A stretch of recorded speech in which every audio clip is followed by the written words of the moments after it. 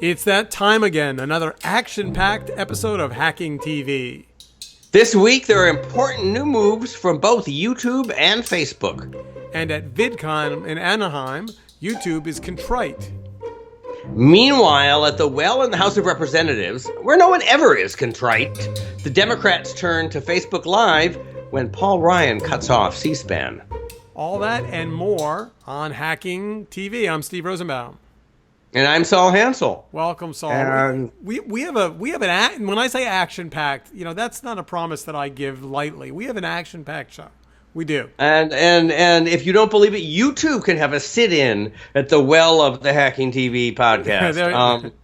But let's start in scenic Anaheim, shall we?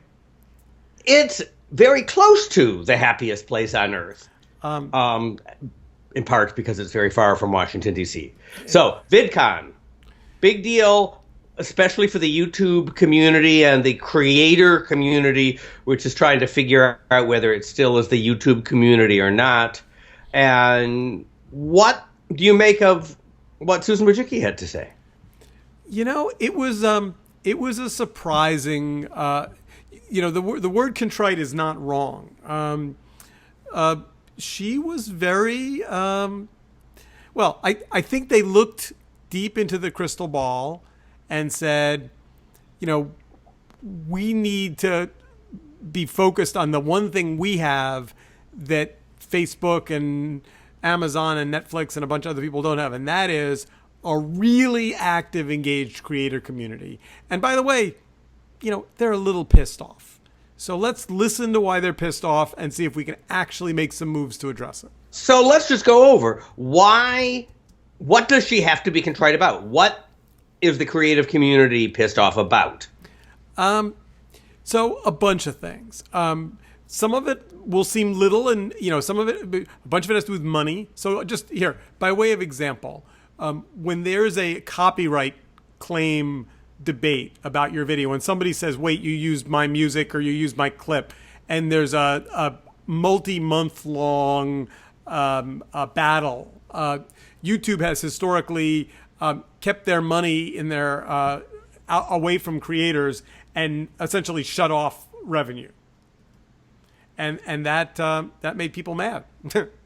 And so Susan came back and she started saying, we love you, community. And she actually announced, 5 principles or something like that, or 4 principles. Right. So I actually wrote about this for Forbes, and the principles are YouTube gives everyone a voice. YouTube provides information to everyone around the globe. Anyone on YouTube can build a media business, and freedom to belong. Everyone can find. And there was a lot of talk about freedom and acceptance, and the LGBT community got a big shout out from them, and really, trying to embrace the diversity in the voice of their audience, which was those are all fine things and all very much in the decade-long tradition of YouTube and frankly most big social networking sites. I wonder, it's less that I think what's new there is not so much that they didn't stand for any of that last year, but if the emphasis is our heart and soul are the big community rather than the pros. Is that how you read it, or were they actually reversing some other things that were different than giving everybody a voice and so on? Well, you have to remember the audience at VidCon. I mean, VidCon was 25,000 people in Anaheim. It is a convention that is not owned by Google. It's not created by Google. It's the Green Brothers, but it is very much essentially the gathering of the YouTube faithful. Here, why don't we do this? Let me just play a little bit of Susan's keynote, and I think that'll help us. Started it. Here we go. 26 years ago. Now, and just so you know, I wasn't at YouTube those first few years, because if I were, I would have been here. There's no way I would have missed VidCon. So, second, the online space is just getting bigger and bigger, as I'm sure you've all noticed. There are new entrants, there are new partners, there are new creators, new fans. I bet a lot of you weren't here before at VidCon. It's a full-time job just to keep track of all the change in the industry. And third of all, even though the online video space is more crowded than ever, YouTube continues to thrive. This past year has been our best year ever. All right, so I mean, you get the tone, right? I mean, it was Defensive, that's for sure.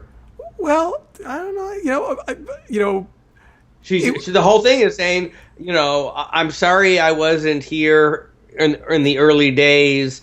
Presumably, it had come up that her legitimacy was being questioned. well, she also wasn't running YouTube 6 years ago, so I mean, she was That's at what Google. she said.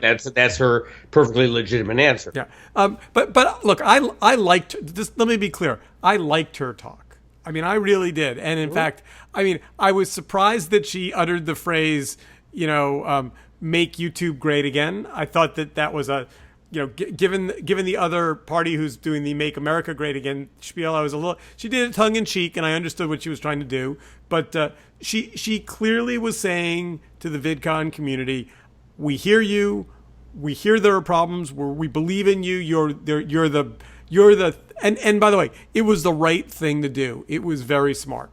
So, but the weird thing is, to my mind, that same week, I don't know whether it was announced at VidCon, but YouTube goes and buys a fancy 10-episode, 45-minute per episode, music series from Lionsgate that is taking head-on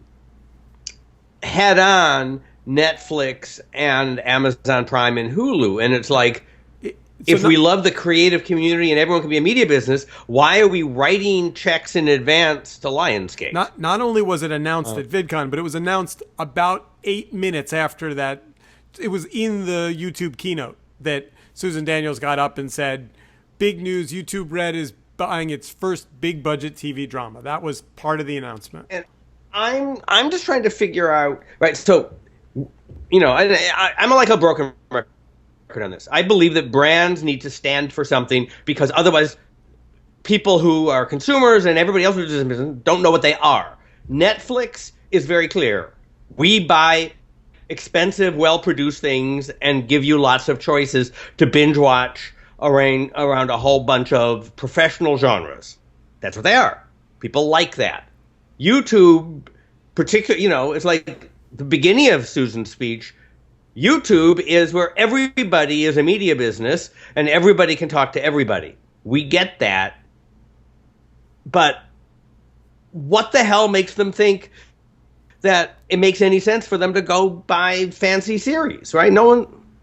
Well, does it make sense to you? I think that they're the 800-pound gorilla in the video space. There are insurgents that are starting to gnaw away at pieces of their business.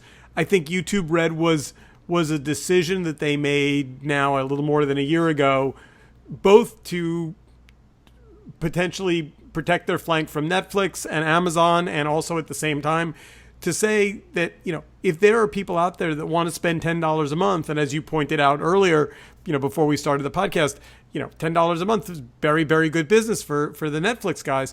They don't want to simply let that subscription business, they don't want to hand that over to other people. So, keep in mind, YouTube is Google.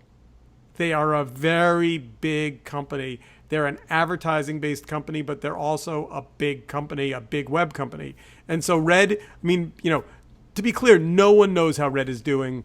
At the stock, at the quarterly call, there was, it's being well accepted was the phrase that was used, which is, a meaningless phrase because it tells you nothing about, do they have 10 subscribers or 100, or clearly if it were a big number, they'd announce it, right? So it's not a big number.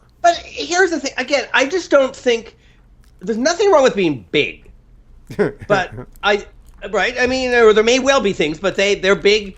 But right, if you are, pick a big media conglomerate, Fox, right? So you have a professional entertainment network, the Fox Broadcast Network. Then you say, oh, we want to do some more stuff. You create Fox News, Fox Sports, Fox Family, whatever you want, and you make a new brand right. When that that's stands for something. So aren't you making your exact YouTube argument? Red Isn't that what YouTube Red is? No. No? If they said if they called it YouTube Hollywood, okay, it's the Netflix Oh, so or you YouTube just don't Flick. like the name. It's not the No, business you don't like. no, it's it's the not name you the don't name. like. It's the proposition. YouTube Red is a mix of Hollywood and of sort of semi-pro creators and features like you can play the videos when you're multitasking on your iPhone. Right. It is a whole bunch of things. Some of them are consistent with the main YouTube, and some of them are sort of like a plausible product.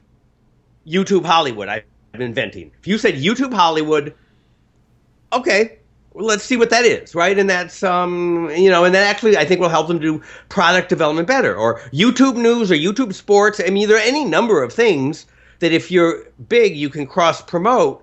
But I think that one of the things you see, whether it is, Butterfinger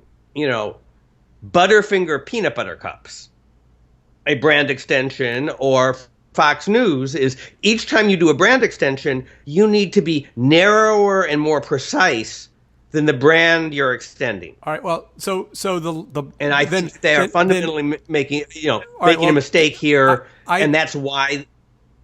But then let's get to the third thing they announced, which I think, if your argument is that they're spread too thin and not focused, this will further ratify that. It's not, again, they're big enough to do multiple things, but each of them has to be clear. All right. So the last thing that they did was they announced live streaming on the YouTube app, which is currently being rolled out to a handful of YouTube approved partners, but very quickly is going to become anyone with YouTube can live stream. I mean so that's if YouTube Red is a Netflix wannabe, then live streaming would be their concern about Facebook, which is rapidly growing a live streaming business. Oh, and it's an interesting question, right? So Facebook wants to be YouTube, and they pick one little thing that with the right packaging can create a differentiation for them, right? So they focus on live, and they promote the hell out of it on the news feed. So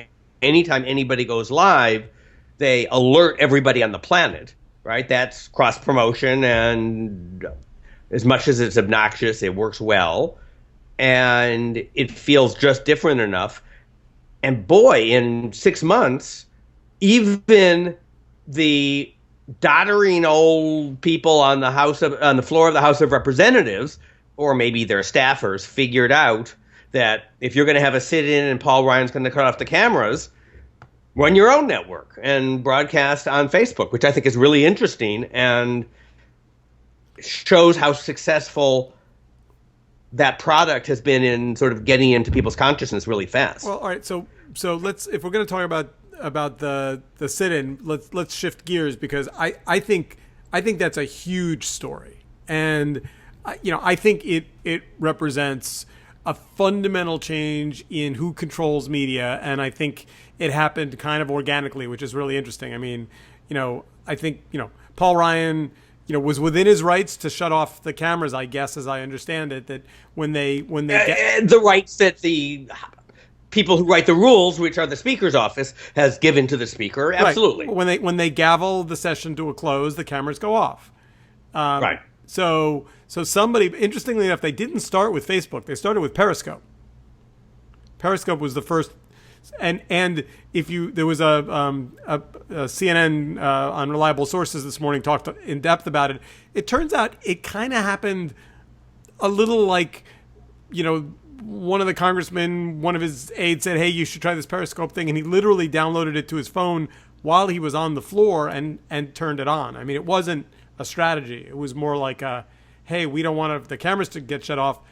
Isn't there something we can do about that? And they kind of all, ad hoc riffed it. It was not a pre-planned, when the cameras go off, we'll all turn on our phones. It kind of just happened. And I don't know what the audience was. That's the last spontaneous use of Periscope and Facebook Live in the political season, but the first one gets to be genuine. But what's interesting is that while and I assume the audience was meaningful there, but then the next they had number. I mean, Facebook said they had 3 million streams, yep. and Periscope had 1 million streams. Yep, that's significant. 3 million streams is no joke. I mean, that's impressive. It's about 2,999,000 more than C-SPAN has on any given afternoon. By the way, it's an interesting point. And the number of people that pinged me about it said, you got to look at this. It's on. I mean, I got a lot of social network buzz about it. So, and then there was, here's the phone number. Call Congress, let them know we want to vote. I mean, it's interesting. The mainstream media, when they covered it, had this very interesting word which they used over and over again.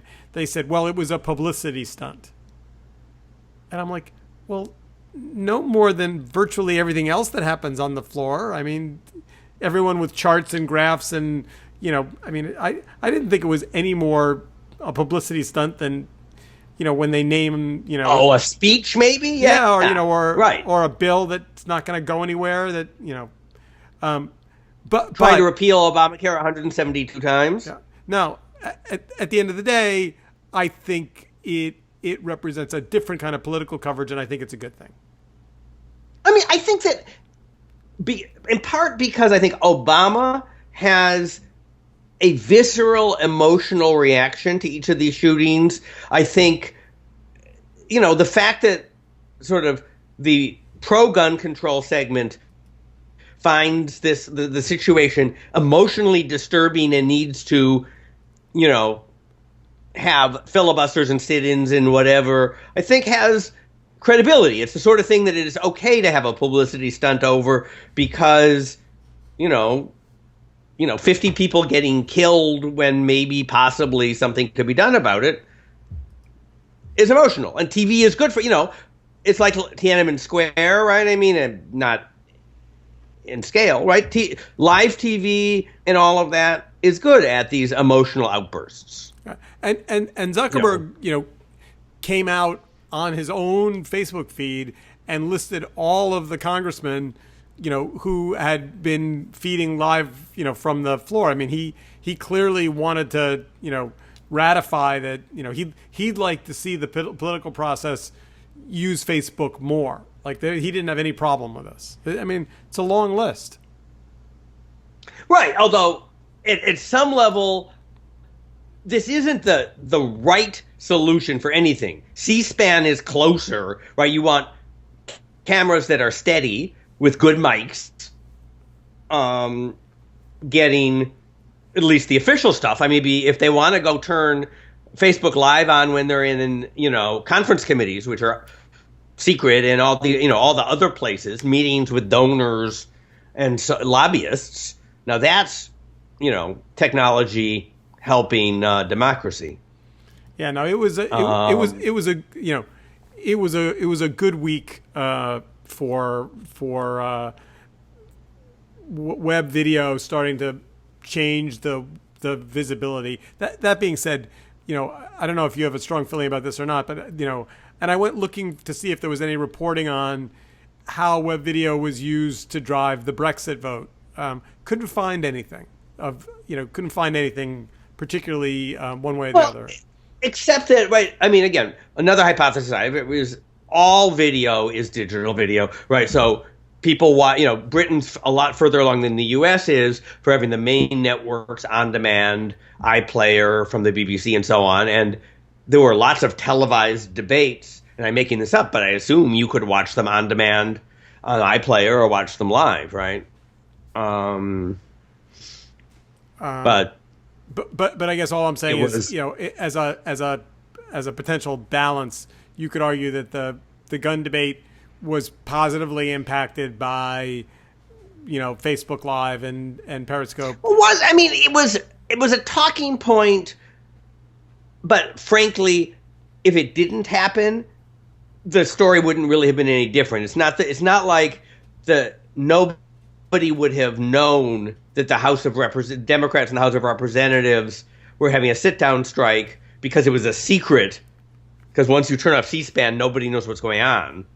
So it's interesting and it's good, but I don't think it's like one. There are moments when having a camera on something that never would have had a camera on it was a big deal. Tiananmen Square, the first Iraqi war. Some of the videos like Rodney King. There's lots of places where video was indispensable and the story would be radically different. And that's going to happen with this live stuff. This live, and has happened. The ability to broadcast live from anywhere takes the ability to store and record from anywhere, which we've had for a decade, even further and makes it more powerful and more compelling. So at the same time, Facebook, which has essentially been using its audience and its power to say to a lot of broadcasters and a lot of brands, essentially, put your stuff on Facebook and we're going to figure out the model at some point down the road, started doing something very un-Facebook-like. They started writing checks. Too much like Google. They're getting big and sloppy. I don't know. But did you? But it was an interesting list. Did you see the list? Can you put up on the one of the stories that graph that showed how much money they were giving to each of the various networks? Where in that graph, so let's explain what the story is. So they want more professional content on Facebook Live, and so they split $50 million among a bunch of outfits, saying, we don't know our business model, but that doesn't mean we aren't going to give you some money. So here, have some money, make some videos, and we'll figure this out. Now, to be fair, we don't know what those contracts read like. So is that an advance against advertising revenue? Is it a production? No, they don't put ads on these things. They don't believe in pre-roll. Well, but I'm just saying. So here's a couple of things. If you look at that list, interesting that BuzzFeed is number one. Yep. With $3.1 million, and the New York Times is number two with $3 million. So clearly, the decision to give an extra $100,000 to BuzzFeed so that the New York Times would not be the first name on the list, that's not an accident, right? That's a $100,000 vote to, and CNN is $2.5 million. And then it goes downward, downward from there. Huffington Post, Now This Media comes in at number 4 or number 5, which is surprising. Hearst comes in at number 6, Vox Media, NPR, 1.2, and then it goes down from there. $1 million to Tastemade, $1 million device. Interestingly enough, $900,000 to Al Jazeera. Facebook is a very global business. Al Jazeera, which wiped out in the U.S., is a very strong international news brand in a lot of countries. And I'm not debating it. I'm just saying, Yeah, no, I think that in a funny way, I'll bet you that rank order reflects at some level the indigenous strength that those video creators had already on Facebook, and it's sort of an acknowledgement saying, you're making good stuff, promise to keep making good stuff or make a little more good stuff, we'll give you some money until we figure this out. Well, but a couple things. Live is a particular flavor of things, so maybe I'm missing something. I haven't seen it yet, but have you seen BuzzFeed Live? I haven't seen them. I think that they're just again, I believe that Live is mostly fake. That and Peter Kafka wrote in one of the stories that we've had up today the same thing, right? If you're not the Oscars or you're not the sit-in, even the sit-in, you don't really want to watch live because they're just sitting and singing "We Shall Overcome," right? But you want to watch on demand, But anyway, they call it live. I mean, technically, like the biggest thing on Facebook video was when BuzzFeed kept putting rubber bands around a watermelon until it popped. And So you think they'll do that? the live? first one They'll do was watermelon live, but 98% of the people who watched it when somebody shared it and played it on demand. When most people go live, what they do is they put one or two people in front of a camera and they talk about something. That's mostly what they do. I mean, I want to pause on that. We're going to do a show at some point on why BuzzFeed is so much better than everybody else. And, I make podcasts with you, and I am a huge podcast fan, and I listen to a lot of political podcasts where most of them are two guys talking. And sometimes they're really quite good. BuzzFeed did a fabulous podcast on opposition research where they edited it and put stuff together and wrote a script, and it was so much better than two guys talking. I'm not, but all I'm saying is this $50 million is technically for live. No, but I don't think they're going to be. We'll watch. We'll come back next week. We'll poke around. We'll see if we can see what we can see. But I mean, if you look at what the New York Times is doing live, I mean, are they still doing that live from the newsroom feed that they? I don't think so. But remember, you can do something that's live, but is really produced. So so the Today Show it could be is live, it could be, but a lot of it is actually taped and scripted and produced. That's so that is the question of this chunk of money is it going to be shows that are quote live where they have pre-taped pieces that they roll in, or is it going to be more like this, everybody's just chit-chatting? And my guess is it's I don't know that Facebook again, you have to know the medium. Right, it's different than so listening to the podcast app on your iPhone while you're driving or walking or doing your goddamn garage sale like I was doing all weekend.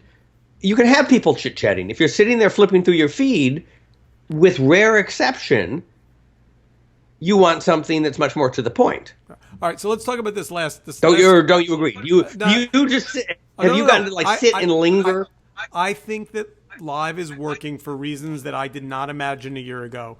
People want that. I think live is a substitute for the word authenticity, and I think that live means, it isn't scripted and it isn't pre-planned and stuff could happen and I could say something and you could say something, and I think people like that rawness and the slightly less blow dry packaged version of it. That's why I think live. I mean, I'm watching a lot of live Facebook. I got to tell you, a lot. What's your favorite?